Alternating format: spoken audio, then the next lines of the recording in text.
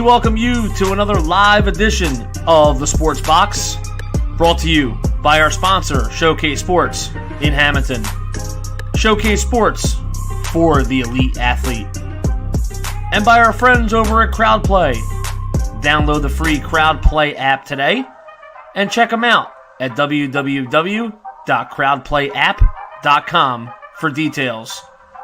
Ladies and gentlemen, it's showtime.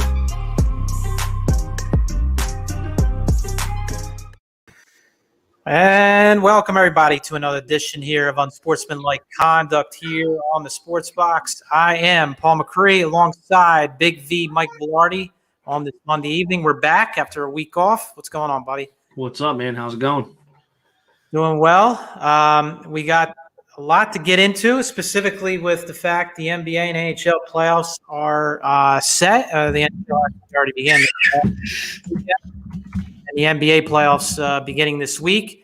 We'll get into some baseball talk to start things off, touch a little football with the Eagles making a surprise signing today. So first off, we're going to get into we're going to talk first about their sponsor. I'm a little rusty at this. Our sponsor is Showcase Sports in Hammonton. They are moving to the location on the White Horse Pike where the old Napa is. So they have been on board with us the last couple of months. So looking forward for more as far as promotions, all that down the line. Mm-hmm. And also, we'll get into more next Monday with our show. We have Phillies tickets to give away. One of our consistent viewers over the last really since the new year began, Chris Wilson, he's got season tickets for the Phillies, and he is offering Phillies versus Braves Thursday afternoon business person special on Thursday, June 10th. We'll get into that as far as what the giveaway. I think we already kind of discussed preliminarily, maybe doing one of Velardi's great trivia questions that he has had lined up throughout the year. So I'm sure now that he has a week to think about it, he'll come up with something really, really good. So looking forward to that giveaway next Monday. Appreciate that, Chris. Thanks a lot. Yep. Yeah, absolutely. And we'll get into baseball to start things off here. We're about third way through the MLB season. Albert Pujols, I think that's one thing just to touch on briefly. He was released by the Angels. I don't think that happened last week when we were on, and he ends up signing with the Dodgers for the rest of the season. So he's not retiring, at least at the moment. Some thought speculation was he was just going to hang him up, but nope, he's going to continue to play at least for the rest of this year at 41 years old. We'll see what he does with the Dodgers. He's going to be coming off the bench. I mean, there's no question about that, especially when Cody Bellinger comes back. Starting tonight. I figured tonight, but I'm just saying when Cody Bellinger comes back. Oh, yeah. Well, Cody, he plays outfield usually. Anyway, I'm sorry. But I don't know. I can't see. I mean, I don't know what the Dodgers have told him as far as what his overall role will be. I would have to think. It's going to probably be in every maybe one, 2 times a week, maybe. I was going to say. I'm kind of surprised because I thought, at this point of his career, I thought he would have agreed with another deal with an American League team to get more at-bats as a DH. But, I mean, he sees an opportunity, obviously, here for a team that, is off to a slow start. I understand the season. It's been a weird start to the year, a lot of injuries around the league. But the Dodgers still are, have too much talent, and they're going to be there when it's all said and done. Another opportunity at the ring. And I know the Cardinals were in on him too, believe it or not, to bring him back. Really? Some thought that maybe him reuniting with Tony La Russa in White Sox, but La Russa shot that down right away. Yeah. He said there was no spot for him, unfortunately. So not when Jose Abreu there, obviously. And just got hurt, by the way. Yeah, I'm actually looking at that now. He nursed an ankle injury to sit. So you got all kinds of injuries. So that's the Pujols news. But then you also got the Mets. They were red hot, and then they got swept by the Rays over the weekend. So the Phillies somehow only half game back of the Mets, despite all the Phillies issues.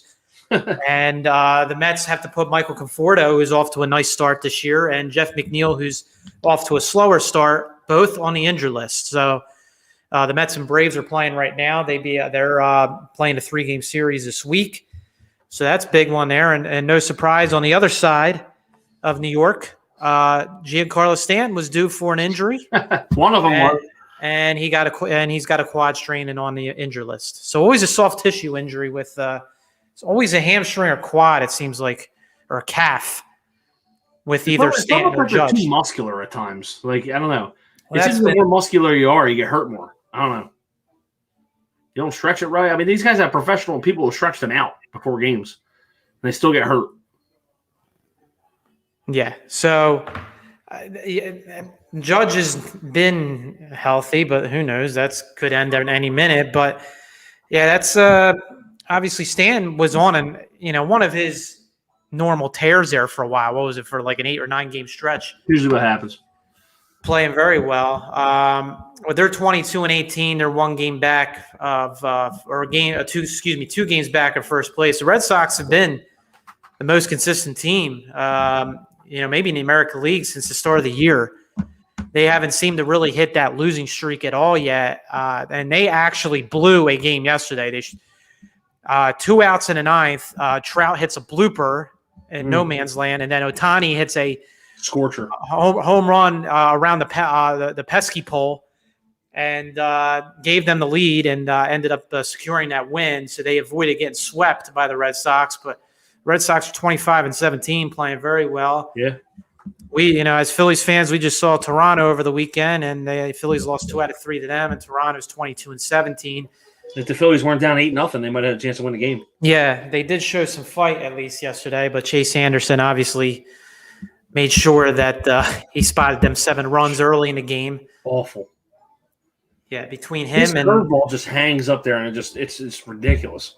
Yeah, he's not very good. He's not good, and they took Matt Moore out of the rotation. They put him in the bullpen. Between him and Anderson, 2 of the I guess you could say kind of low-risk signings of the offseason to be back in the rotation guys. But Dombrowski has not looked good so far. Well, you mean to tell me that Spencer Howard can't do what they're doing? I actually, until you just mentioned him, I honestly forgot about him. He made his brief.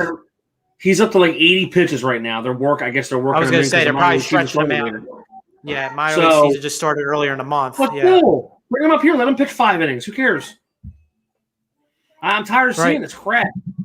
Because right now, Velasquez, at least for the moment, the last 3 or 4 starts has looked really good for what you can expect Vince Velasquez to be.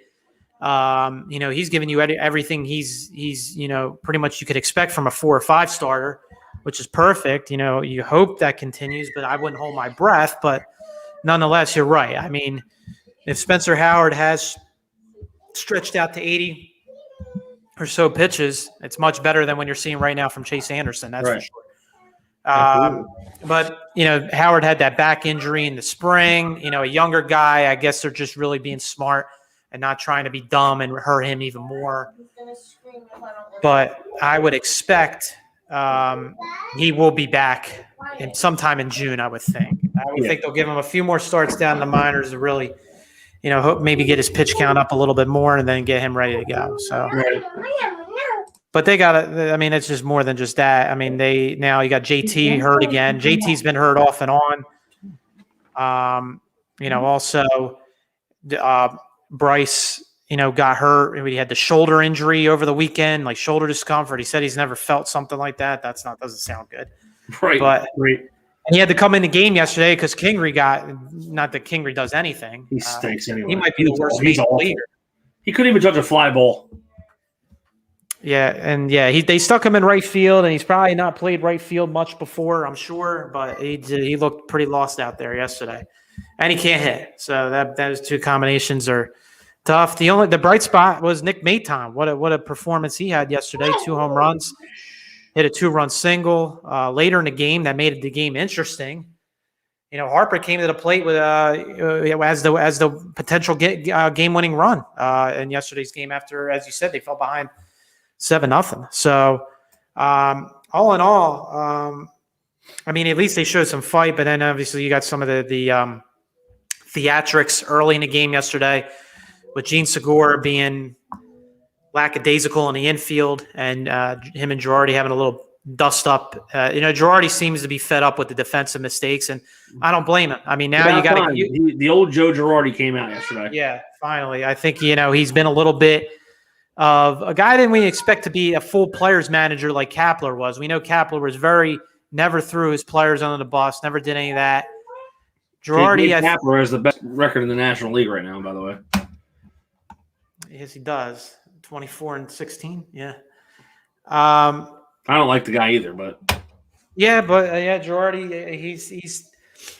he knows that this team, when you give up, when you commit to it seems like to commit at least 2 errors a game right now. That when you give the team extra at bats in the major league level, and especially a team like Toronto that's got a great lineup, you're going to get crushed, and that's what happened on Saturday night. And then yesterday they fell behind early, and yes, they did show some fight and battle back, and the bats came alive, even without Didi, out JT and Bryce for most of the game. But I mean, they get the day off today, and we'll see who's available tomorrow. I mean, it's really they got the Marlins for the first time this season tomorrow, and we know how they play against the Marlins over the last 3 years. It doesn't matter what the Marlins' record is. They're 18-22 right now. Oddly enough, they are the only team in the NL East to have a plus run differential still. They are +5. Wow. Everybody else is in the negatives. So, I can't explain that. They must have blew out somebody at one or two games that really opened up that run differential early. But they come into town, and we'll see what happens. They got the Marlins, and they got the Red Sox this upcoming weekend. So, I don't know. Yeah, getting back to the Girardi Segura blow up, Jim Salisbury put Girardi on blast pretty much at the press conference after, and he was really trying to want anything to do with it. So I think he was pissed off enough that he just didn't want to go over it again. Yeah, I don't think it's the fact that Girardi can't. People are like, well, he should know that Philadelphia's going to press for answers. He dealt with the New York media for 10 years. I don't think anything to do with that. I think he can handle the media. I just think that he did his best to try to keep this, in-house. It's probably going to come up again tomorrow when they speak. I think he usually speaks before the game. So we'll see how he reacts tomorrow if this comes up again and it's presented to him. So I don't know what's going to happen there, but. That's that. And then, as you said, the Giants have the best record in the National League. They have the best win percentage, 600. So, and the Padres are a half game behind them. Dodgers, they started to pick it up a little bit again after they had that bad stretch. I think they lost 8 of 10 at one point, but it seems like they have maybe started to steer it a little bit, but they've had some injuries, and that seems to be the thing around the league. So actually the best record in the league right now is the White Sox. 24-15 plus 615 win percentage. Yeah. And that's without Luis Robert and Eloy Jimenez. Jimenez might be out for the year, and Robert, who knows that he's out at least a couple months. So, but they got the pitching, and of course, they got a heck of a team. So they actually built that team through their farm system for the most part. So good for them. Yeah, absolutely. I mean, I just did the Phillies. It's just frustrating. Every game you watch, and one game they look really good. Aaron Nola got beat up the other day again. He does not look like a number one starter. It's very frustrating. His road ERA is terrible, isn't it? It's over 5, isn't it? Yeah, I think so. But that's 2 starts in a row. He's been shaky. Mm-hmm. Don't worry, he'll be out with an injury soon. You watch. Even though I think he was still able to get through 6 innings the other night, but he gave up 4 or 5 runs, and and even Eflin earlier. What was it? The Thursday game against the Nationals gave up 4 runs in a first. Wheeler's been Wheeler's been there. I think he has been their most consistent out of of those top three.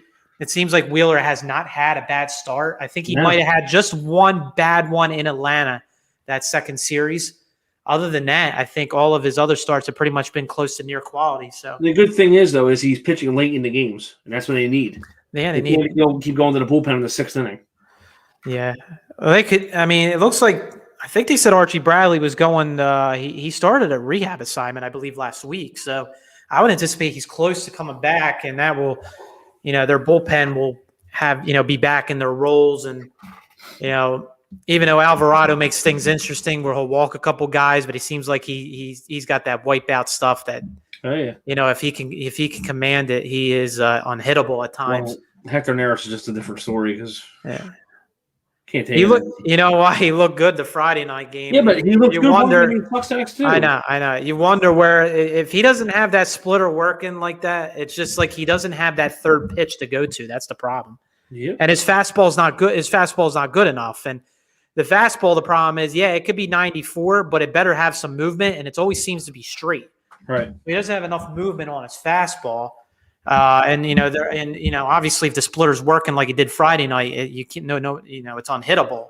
But it's not, it's, as you said, it's appearance to appearance with him when it comes to that splitter. Coonrad's look good. He looks good. And, the other guys are what they are as far as our bullpen goes, but, David Hale comes in, you're waving the white flag usually. He actually came in yesterday. I gave him another 3-4 runs, I think. Yeah. So great.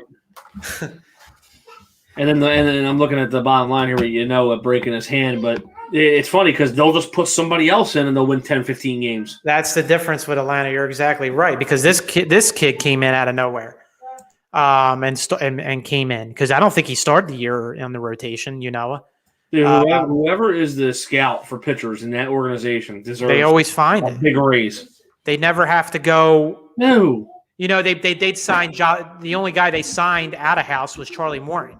Yeah, but still, though. I mean, he's a proven guy. Yeah, and he's struggling a little bit this year so far. But, Max Fried just came back from the injured list. Soroka had a setback, though. That's a big loss for them. They were banking on him coming back, and I think he had another surgery on his Achilles. So that is not good for them, as the Braves have struggled so far this year. They're below 500, and so we'll see. I mean, it's a third of the way through the season. Get close to Memorial Day. They just asked Kirkjian on TV before I came on here. They said, would you take the Mets or take the field as far as the NL East? And he said he'd take the field. He said there's just too much going on right now that he doesn't think the Mets are that good right now. Plus, they lost McNeil, like you said. They lost Conforto for a little bit. Who knows how far they're going to go back. It seemed like they started to figure it out. I mean, they won 7 in a row quietly. But that 7 – the detractors said the 7 in a row was against, they played the Diamondbacks and the Orioles, and then they played an actual team that's, decent to good in Tampa, and they got swept.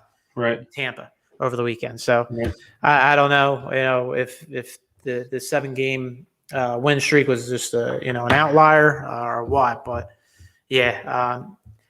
just the history of the Mets, I think you just can't trust them just because. But I mean, they have the pieces, the talent.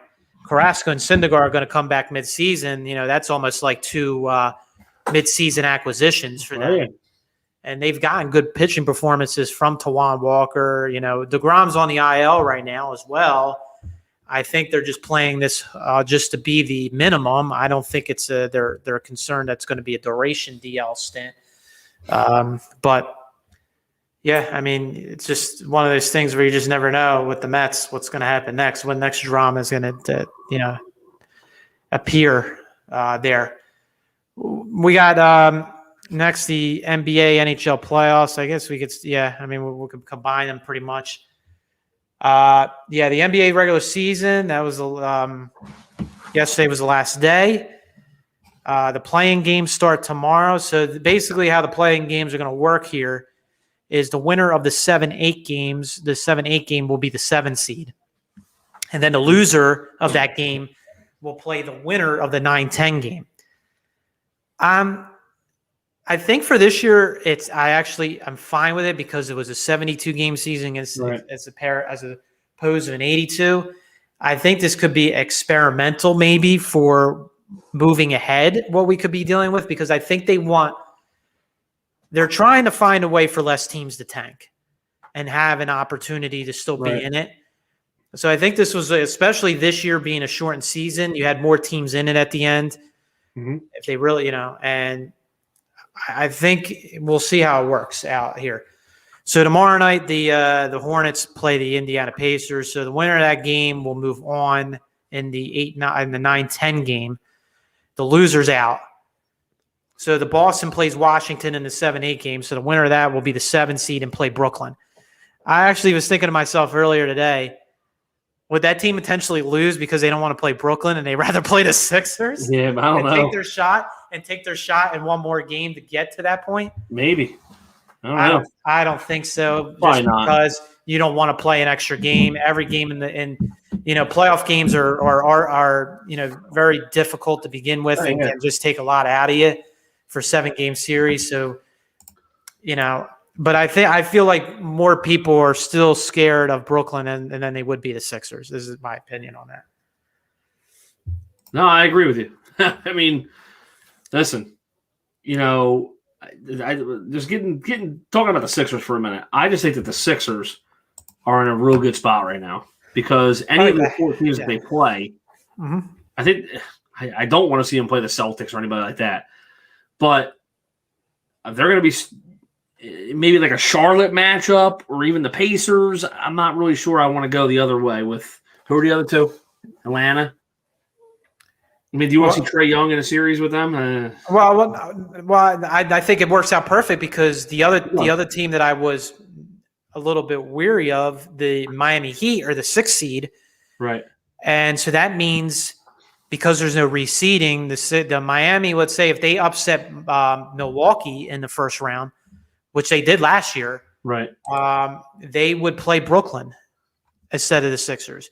So the Sixers would play, Boston, Washington, Indiana, or Charlotte. I think it's probably going to be my best guess. It's probably going to be. I have a feeling it's going to be Washington, but anyway, probably. Then they would play the 4-5 winner, which was the Knicks or the Hawks. I'd rather play the Knicks Hawks as opposed to Milwaukee or the Heat, obviously. Right. So I think it works out well as far as that. They have a much easier path to get to the Eastern Conference Finals. But I think for the Sixers, they still can't take anything for granted because at times this offense has looked a little bit spotty. They really need those shooters to step up in the playoffs. You need good performances from Danny Green, from Seth Curry. This is why they acquired these 2 guys in the offseason, especially a Danny Green who has, a great postseason background. Won an NBA championship last year with the Lakers, won the year before with Toronto. He was on the Spurs teams for those years. Yeah. So he's won NBA championships. You need Furkan Korkmaz to step up, Shake Milton off the bench. Macrie didn't look good yesterday. I know they weren't playing much. But I'm curious to see, honestly, what they do with Macrie in the playoffs. I thought he was out of the rotation. He looks good when he's starting, when he's by himself. Absolutely. Which is interesting. He put 30 points up yesterday. So I don't know how much he's going to play in the playoffs. Right. I'm assuming they're going to go 4 or 5 deep still. Usually in the postseason you want to shorten your bench a little bit, but I think for this team, because you're going to want to play Dwight Howard a little bit off the bench, at least 10 minutes a game. Embiid's going to have to play 40, I would think, but I think you're going to need those times to spell Embiid a break. I think especially in the first round where you're going to have to think they're going to have that series in control. You can use Dwight Howard a little bit more and be smart about using Embiid. But obviously as they go longer into the playoffs, you're going to need you're not going to win the MVP, but obviously a candidate for the MVP to be as fresh and healthy as possible. So that is that. Sixers are going to have a week pretty much here to practice and get ready for their opponent. Probably going to play either Saturday or Sunday, it looks like, as this playing round is Tuesday to Friday. So it starts tomorrow night. And then in the Western Conference, you have San Antonio, Memphis in the 9-10 game. The loser that's out The winner will play the loser of. People are looking forward to this Lakers-Warriors game. That's going to be very interesting. Perfect. Lakers are in a scarce situation and a potential. Now, if they lose, they would still have an opportunity to be the 8th seed because you would have to think they're going to beat Memphis or San Antonio. So I cannot envision a scenario where they're completely out of this thing after this play-in round because they're not going to lose 2 in a row. Right. But they can very well lose to Golden State on Wednesday night. Oh, yeah. Absolutely. I hope the Lakers go out ASAP. I'm tired of the LeBron act. I'm tired of the whole whatever. He re-injured his ankle last night. It seems like he re-injures it every game now. Don't worry, he'll be playing game 1 though. Don't worry. And you can't trust Anthony Davis to stay healthy either. So those are the 2 guys that they won their championship last year. That's all they cared about. I think LeBron, he cares all the time. I think it's a legacy thing for him. He wants. Not a LeBron fan. He's always complaining about something. I just don't like it. By the way, Pujols is batting cleanup tonight. Wow, really? Yeah. Yes, What is their lineup? Or you just saw that? I just saw it. Just on the bottom line, he's batting cleanup tonight. Let me see. I can see it. Got it. Yeah, so that's the NBA. Obviously, next week we'll get into more. But I should say the Suns. The Utah ended up being the 1 seed out west, which obviously is a prize. That's why I don't think LA will mind playing Utah if it actually comes down to that worst case scenario. The Suns will play basically the winner though of Wednesday night's Lakers-Warriors game, and then the 4-5 in the West is with the Clippers and Mavericks. So that should be an interesting series. I would think the Clippers are going to win it, and then Denver plays Portland in the 3-6 matchup in the West. Dodgers lineup is Betts, Turner, Muncy, Pujols, Smith, Noose, Lux, and Peters playing center field. I don't know who that is. They got Walker Buehler on the mound. Yeah, they have some injuries to their outfield right now. So NHL playoffs, all you have to know is a Flyers win it. So that's it. You're right. Yeah, the only thing I want to touch on with the NHL OT games. Yeah, how many were there yesterday? I know the Capitals and Bruins started off. Wild went 1-0 against Knights. Islanders won in overtime yesterday. Yep, 3 overtime winners yesterday. And Tampa won with around a minute to go against the Panthers. Yeah, 3-2 or something. 5-4, I think it was a 5. Yeah, it was 5-4 final. Kucherov returned and had a great game or something like that. Guess you can just turn it on whenever you want to, huh? When you have talent like that, and I know I don't want to get you started because you're going to say the Flyers don't have anybody like that. I'll have they don't. Does Claude Giroux? If Claude Giroux came back from an injury after missing all year, would that scare you? No, it would not. No, it would not. I mean, their leading scorer this year was the rookie Joel Farabee at 20. Yeah, right. He scored his 20th in the last game. Bruins 2-1 first period. Oh wow! Already 10 minutes in, 2-1. Right. Wow. Take the over, go to bed. So you had all these teams play each other 8 times already this season, and then they're playing each other again in the playoffs. Yep. I don't know. This is the only year they're doing it because of the realignment scenario this year. I understand. And apparently there is a scenario where you could have, let's say, a Bruins Maple Leafs Stanley Cup final. Yeah. They're not doing the traditional conference trophies this year, conference championship trophies. Mm-hmm. I don't know. It is interesting. Asterisk again this year. Good. Flyers aren't in it. I don't care. That's what Brian said because they didn't play a full season. And the Rangers aren't in the playoffs either, so asterisk. But he doesn't want them to be in the playoffs. He wants to get gifted a number 1 pick again. Clown. Great. Cost them the front office and the head coach. Clown. Because Dolan is tired of losing and he doesn't get that situation reminded you of the Flyers situation when they let go of Hextall, right, Connor? Yeah. Like they were impatient with Hextall. Hextall kept saying, let's trust my plan. And, obviously he produced, Farabee was one of his, picks, right? Oh, yeah. So, other guys that obviously have, I don't know. Yeah, that's getting to, we got one NFL thing, yeah, the Eagles signing Ryan Kerrigan today. So he was basically the writing was on the wall. He was done in Washington. He was a rotation guy basically this year. Only started one game. 5.5 sacks. Had last 2 years 5.5 sacks. I think he had the 13 back in 2019 or 2018. Excuse me. So he had a couple of those. But he's the all-time leading Washington history. 10-year career in Washington is over. He decides to go to Philly. He had a chance to go to, I think, Pittsburgh and Cincinnati were the other two teams that were real serious about signing him, but he decides to go to the Eagles. And what's to tell you now about what's their – so they're not – they think they still have a shot maybe in this division this year. I don't know. No, listen, they're never going to do a true rebuild, and you know that. No. So, by them doing what they're doing, signing good veterans, and it kind of brings you back to like you said, brings you back to that Chris Long type of guy, and yeah, they're gonna try and get by with talent, with whatever talent they can get. Yeah, and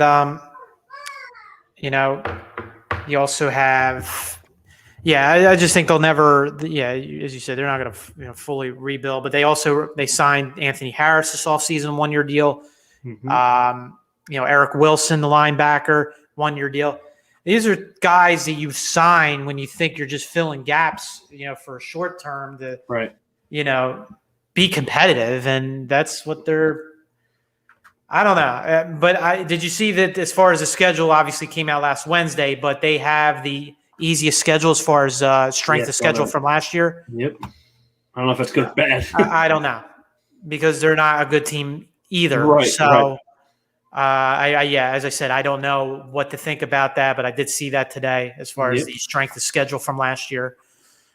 So, we'll see how it all pans out with the 17-game schedule. We do know the Eagles open the season in Atlanta against the Falcons. Home opener the next week against, is it San Fran? I believe so, yeah, the second week, yeah. And then Monday night, home against Dallas. No, what do you call it, right? No NBC Sunday Night Football games, right? No, yeah, and that's the first time ever, probably, for them.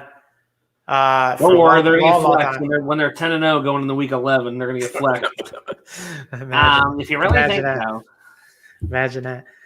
But they have a Monday night game and 2 Thursday night games, I believe. Yeah, something like that. They got Tom.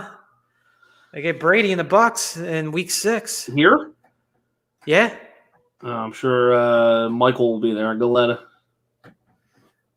He'll get beat up. He would get beat up. He would get beat up. Wilhelm would beat him up. Willie would be right down there throwing shit at him. Probably. Yeah, so that not much else. I mean, rookie minicamp started. I know this week this past week. Zach Ertz. Rookie minicamp. Zach Ertz, no show. Well, it was a rookie. Wasn't I know, but they said for the voluntary workout, he was I guess he could show up. But they said he didn't show up.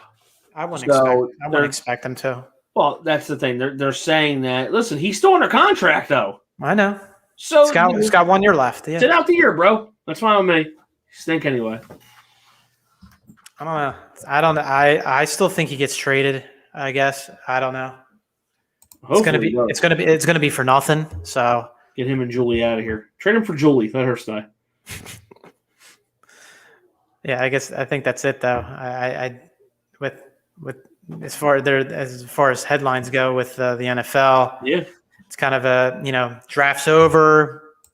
Some of the rookies start practicing with their teams, but until training camp begins really in July, schedule was to talk last week.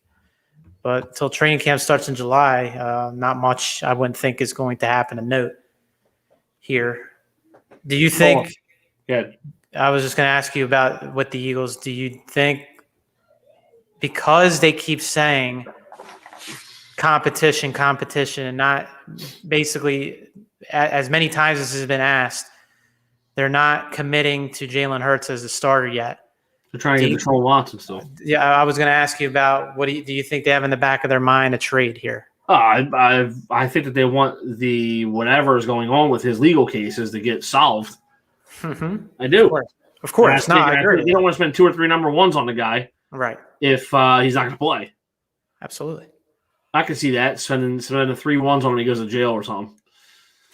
Well, that would be dumb of them. So, yeah, they would have to wait for this to obviously unfold. But, everybody's people are connecting the dots, of course. They have the richest assets going into next offseason with the potential 3 first-round picks. So, we'll see how it all plays out. I personally would give Hurts this year. I think this is a year that he gets to prove himself, and Joe Flacco be the backup and the mentor.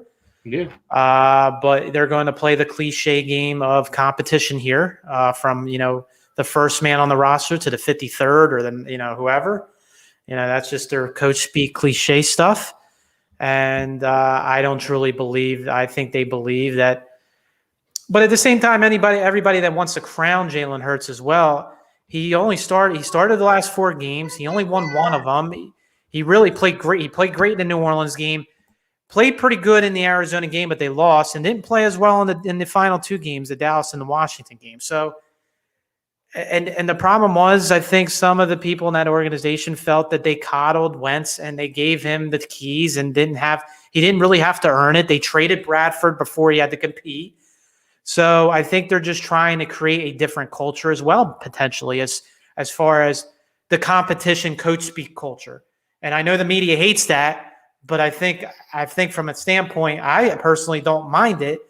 But I think in the back of their mind, they know Joe Flacco at 35 years old and past his prime is not beating out Jalen Hurts. So right, they know that. They have to know that. And I think he knows that too, Flacco, even though he said, I'm not coming here to be the bag, obviously. He knows. He knows he's just there to watch. Yeah. I mean, and that's it. I think this is going to be Flacco's last year, and he ends his career in his home area, and he settles down.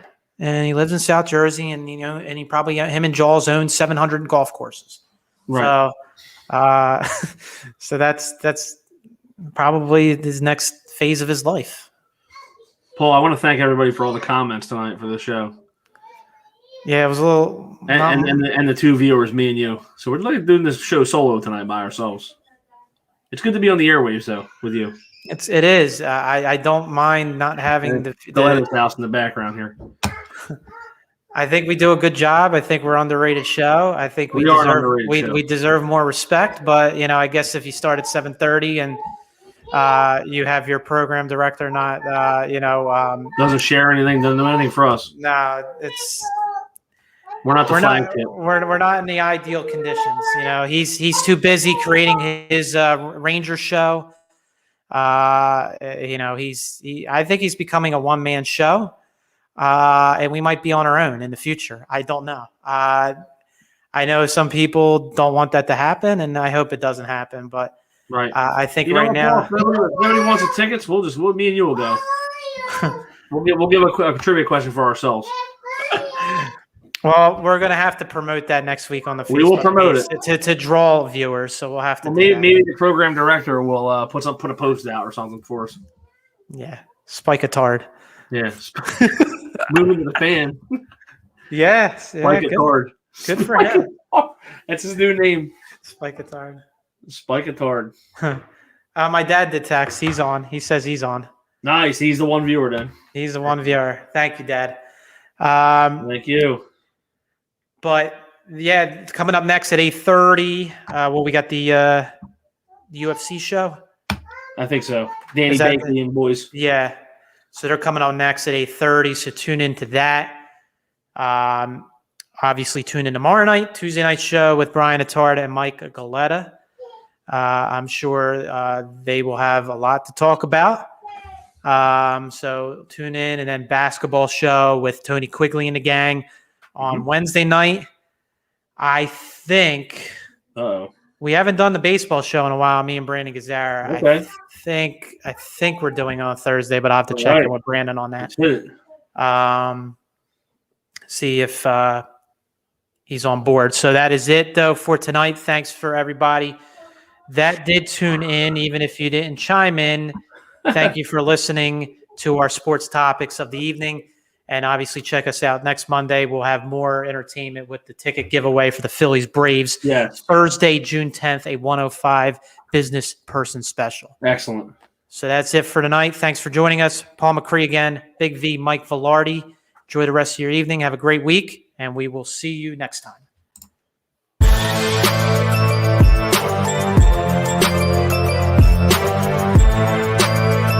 Thank you for watching the Unsportsmanlike Conduct Show on the Sports Box. Please remember to follow us on all of our social media outlets. On Facebook at Sportsbox Show, Twitter at Sportsbox Show, Instagram at The Sportsbox Show. Find us on YouTube and join Outside the Box, our Facebook sports discussion group. The Sports Box is brought to you by our sponsor, Showcase Sports in Hammonton. Showcase Sports for the elite athlete. And also our friends over at CrowdPlay. Download the free CrowdPlay app today and use promo code THEBOX at sign up for 10 free points. Thank you for joining us.